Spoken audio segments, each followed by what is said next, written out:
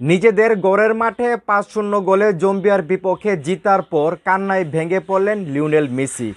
কিন্তু কেন? যেখানে ওনারা ৫-০ গোলে ম্যাচ জিতলেন, মেসি নিজে গোল করলেন, নিজে অ্যাসিস্ট করলেন এবং আরেকজনকে নিজের পাওয়া প্লান্টি দিয়ে দিলেন, তারপর উনি কেন কান্না করলেন মাঠের ভিতর? তো সেটা শুনলে আপনাদেরও খারাপ লাগবে। তো যেখানে আসলে বলা হচ্ছে জম্বিয়ার বিপক্ষে ৫-০ গোলের জয়ের পর আর্জেন্টাইন মহাতারকা লিওনেল মেসি চোখের অশ্রু নিয়ে মাঠ ছেড়েছেন।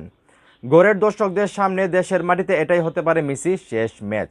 মানে গতকালকে যে ম্যাচটা ছিল জম্বিয়ার বিপক্ষে, সেই ম্যাচটা গড়ের মাঠে ছিল, আর্জেন্টিনার মাঠে, এবং যেটা আসলে মেসির শেষ ম্যাচ গড়ের মাঠে। সামনেই তো বিশ্বকাপ, আর এটা কিন্তু আসলে ফিফা প্রীতি ম্যাচ ছিল বিশ্বকাপের আগে, যদিও এই ম্যাচটাও খেলার কথা ছিল না।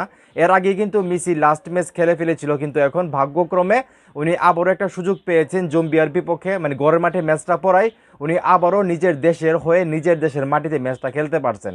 তো বরাবরই উনি ম্যাচটা জিতছেন, নিজে গোল করছেন এবং ভালো কাজ করছেন ম্যাচের ভিতরে, নিজের আদায় করা প্লান্টিক উনি আরেকজনকে দিয়ে দিয়েছেন।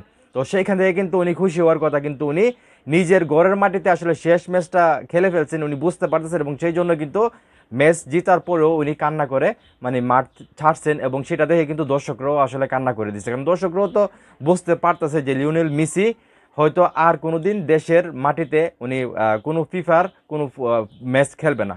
তো যাই হোক, এই যে আসলে গতকালকে লিওনেল মেসি এত ভালো ফুটবল খেললো এবং জম্বিয়াকে আসলে ৫-০ গোলে হারিয়ে আর্জেন্টিনা বিশ্বকাপ প্রস্তুতিটা ভালোভাবে নিয়ে নিল।